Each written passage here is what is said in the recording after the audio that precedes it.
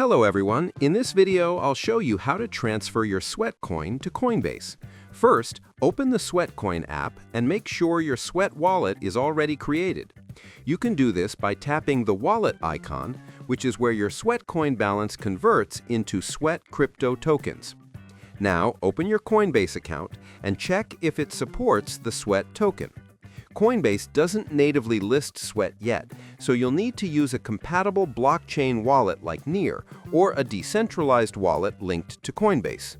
In your Sweat wallet, tap Transfer or Send, choose Sweat, and then paste your Near-compatible address connected to Coinbase.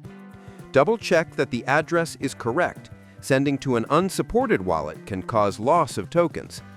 After confirming, hit Send, and your tokens will transfer to that wallet. Once it's in your connected wallet, you can later swap or bridge your Sweat into another crypto and move it to your Coinbase balance. That's the full process for transferring Sweatcoin to Coinbase safely. Subscribe the channel for more videos.